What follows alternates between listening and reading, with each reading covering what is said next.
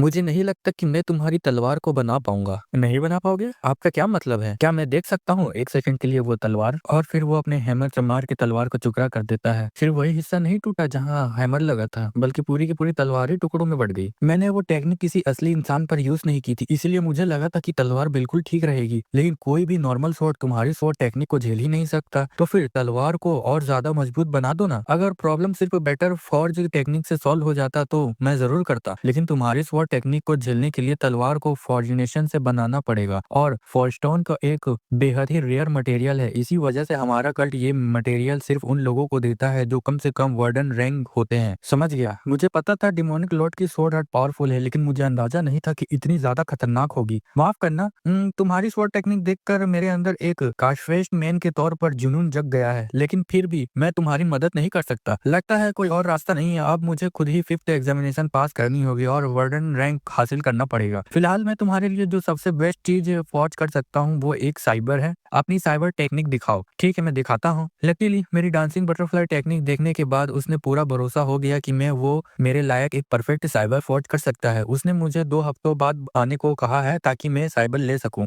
Admin store training room में अपने MC आ जाता है और अपने मन में बोलता है, आज का यहाँ लोग कुछ ज्यादा ही लग रहे हैं। लगता है काफी स्टूडेंट एजेंडन मास्टर लेवल तक पहुंच चुके हैं, लेकिन मैं उनसे हार नहीं सकता। इसका मतलब सिर्फ एक ही चीज है, मुझे ट्रांजेक्शन मास्टर के लेवल तक पहुंचना होगा। क्या मुझे इन्हें एक एक करके निपटाना चाहिए या फिर दोनों को एक साथ ही ले लूं? हम छोड़ो, मेरे पास इतना टाइम नहीं है कि मैं इस पे सोच सकूं। युवान को बॉडी में अचानक से जोर से झटका लगता है और फिर वो खा लेता है। नैनो, मैं डिमोनिक लॉर्ड की स्वॉर्ड आर्ट यूज करके अपनी क्यूआई एडजस्ट करने जा रहा हूँ, इसलिए डिमोनिक ड्रैगन मार्वल्स की एनर्जी एब्जॉर्ब करने में मेरी मदद करो। नैनो बोलता है, बॉडी के अंदर एक बहुत ज्यादा मात्रा में ऐसी सब्सटेंस कंज्यूम की गई है जो एनर्जी फ्लो को स्मूथ बनाती है। ये सब्सटेंस चातरे 14 मेरिडियंस के प्रेशर पॉइंट से गुजर रही है के साथ रिएक्ट कर रही है और उसे बहुत ही तेजी से एम्पलीफाई कर रही है। अगर एनर्जी में डिस्प्रेशन को कम किया जाए और माइलस्टोन को तेज किया जाए तो प्रेशर पॉइंट हद से ज्यादा एक्सपेंड हो सकती है। युवान बोलता है, बकवास बंद करो, सीधा बोलो। मतलब ये बहुत ज्यादा दर्द देने वाला है ना? ये बिग पॉइजन सेट का फाउंडर जो लॉर्ड ऑफ मिलियन पॉइजन के नाम से मशहूर था, वो सिर्फ पॉइजन का ही मास्टर नहीं था बल्कि मेडिसिन का भी उतना ही बड़ा एक्सपर्ट था। डिमोनिक ड्रैगन मार्वल्स को बनाने में उसे बहुत सारे ट्रायल्स और एरर से गुजरना पड़ा।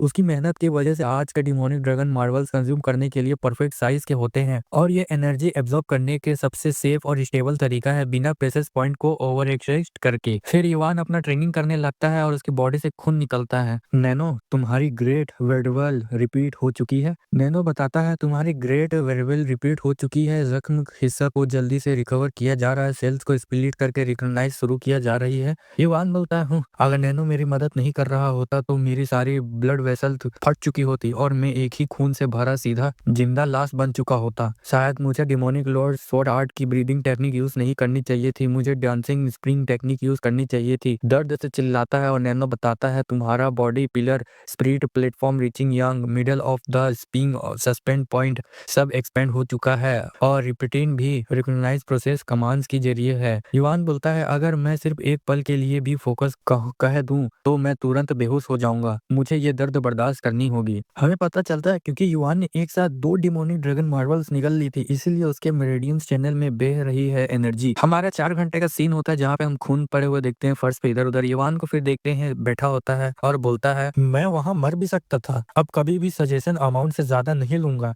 सोचता हूँ मेरी इंटरनल पावर कितनी बड़ी होगी। अगर मेरी कैलकुलेशन सही है तो नैनो की मदद से मुझे लगभग 40 साल की इंटरनल पावर मिलनी चाहिए थी। रुको, ये मुमकिन है? मुझे तो कम से कम 60 साल की इंटरनल पावर मिल चुकी है, और सिर्फ इतना ही नहीं, मेरी इंटरनल पावर का फ्लो अब पहले से ज्यादा काफी स्मूथ हो गया है। शायद प्रेशर पॉइंट को बार बार रिपीट और रिकॉग्नाइज उन्होंने ज्यादा मजबूत रियलिस्ट बना दिया है। इस पावर के साथ मैं अपनी टेक्निक यूज करते वक्त डबल स्ट्रेंथ निकाल सकता हूँ। वाओ, मेरी स्वॉर्ड एनर्जी अब पहले से ज्यादा लंबी और मोटी हो गई है। ये तो शायद प्रोफेसर हो की स्वॉर्ड एनर्जी से भी ज्यादा पावरफुल है। अभी तक मैं किसी एक्विंग तक नहीं पहुंच पाया हूँ और ट्रांजिशन मास्टर लेवल पर भी नहीं हूँ, लेकिन मेरी इंटरनल पावर के साथ अब मेरे पास वहां तक पहुंचने की सॉलिड फाउंडेशन है। अब वक्त आ गया है डिमोनिक लॉर्ड स्वॉर्ड आर्ट का सेकंड हाफ सीखने का। नैनो, 3rd फ्लोर के शार्प स्टोन पर बनी बनी फॉर्म इंटरनल पावर और ची कैलकुलेशन टेक्निक को एक्सेप्ट करो और डिमोनिक लॉर्ड स्वॉर्ड आर्ट के साथ काउंटरिंग की टेक्निक भी मुझे ट्रांसफर करो। नैनो बोलता है दोनों टेक्निक को यूजर के ब्रेन में ट्रांसफर किया जा रहा है। युवान अपने मन में सोचता है नैनो काउंटर टेक्निक को डिमोनिक लॉर्ड स्वॉर्ड आर्ट को रोकने में कितनी बार लगा। नैनो बताता है counter technique demonic Lord sword art को थर्ड कोऑर्डिनेट फाइटिंग फॉर्म में 93 ट्राई पर डिस्ट्रीब्यूट करना पड़ा। क्या बोला? 93 बार करना पड़ा, इसीलिए तो स्टोन पर इतना ज्यादा स्वॉर्ड मार्क था। इसका मतलब यह है demonic Lord sword art third coordinate fighting form पहले दोनों से काफी ज्यादा स्ट्रॉन्ग है। नैनो क्या तुम थर्ड फाइटिंग फॉर्म सीधा मेरी बॉडी में ट्रांसफर कर सकते हो? नैनो बोलता है यूजर अपनी करंट लिमिट तक पहुंच चुका है, मसल्स और टेंडन्स में और ज्यादा इंफॉर्मेशन ट्रांसफर करना रिकमेंडेड नहीं है क्योंकि इससे यूजर की ग्रोथ रुक सकती है। युवान बोलता है लेकिन तुम ये फिर भी तो कर सकते हो ना। नैनो बोलता है अगर तुम अपनी करंट हाइट और सर्टिफिकेट नहीं हो तो ये पॉसिबल है। अच्छा, अभी ऐसा करने से तुम्हारे बॉडी पर काफी स्ट्रेंथ पड़ेगा लेकिन तुम इस फॉर्म को सिर्फ एक बार परफॉर्म कर पाओगे।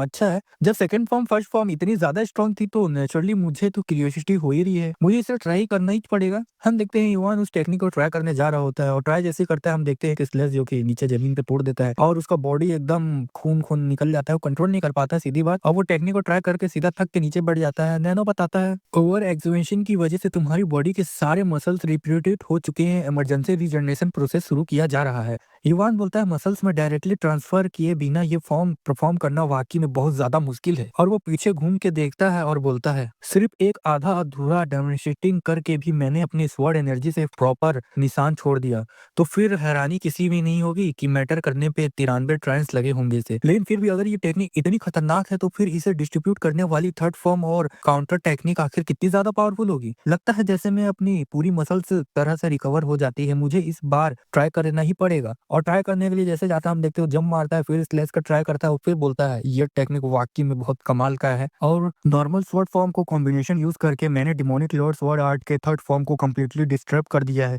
इस बार बॉडी पर कोई स्ट्रेंथ नहीं पड़ रहा, लेकिन स्वॉर्ड फॉर्म के कॉम्बिनेशन इतना ज्यादा कॉम्प्लेक्स हो चुका है, मुझे नहीं लगता कोई एवरेज स्वॉर्डमैन कभी भी इस टेक्निक को मास्टर कर पाएगा। अगर सिर्फ थर्ड कोऑर्डिनेटिंग फाइटिंग फॉर्म में नसों में इतनी मेहनत लग रही है तो फिर फोर्थ फॉर्म आखिर कैसी होगी। नैनो फोर्थ फ्लोर के शार्प स्टोन पर मौजूद सारे कोऑर्डिनेटिंग फाइटिंग फॉर्म मेरे पास ट्रांसफर करो। हम देखते हैं वो फिर से ट्रांसफर होता है, अपने ट्रेनिंग करता है, मेडिटेशन करता है अपने माइंड में। कुछ तो गड़बड़ है यहाँ, मुझे समझ नहीं आ रहा कि एंड गोल आखिर क्या है। नैनो दोनों कोऑर्डिनेटिंग फाइटिंग फॉर्म्स को एक दूसरे के अगेंस्ट लड़ते हुए एक आर्गुमेंट वीडियो बना दो। नैनो बोलता है आर्गुमेंट वीडियो रियलिटी को रिक्रिएट किया जा रहा है, दोनों कोऑर्डिनेटिंग फाइटिंग फॉर्म्स के बीच में बैटल्स आर्गुमेंट रियलिटी वीडियो अब शुरू किया जा रहा है। हम देखते हैं एक लोग करता है अपना demonic Lord sword art fourth form को फाइटिंग फॉर्म पे, दूसरा करता है अल्टीमेट काउंटर टेक्निक से फोर्थ कोऑर्डिनेटिंग फाइटिंग फॉर्म ही। दोनों लोग एक जैसे टकराते हैं तो हम देखते हैं एक चकनाचूर नहीं, दोनों के मतलब स्वॉर्ड चकनाचूर हो जाते हैं। युवन शौक हो जाता है कि ये कैसे हो सकता है और हैरानी से बोलता है क्या काउंटर टेक्निक वेस्ट हो चुका डिमोनिक लॉर्ड स्वॉर्ड आर्ट से। और इसके साथ हमारे ये चैप्टर खत्म होता है।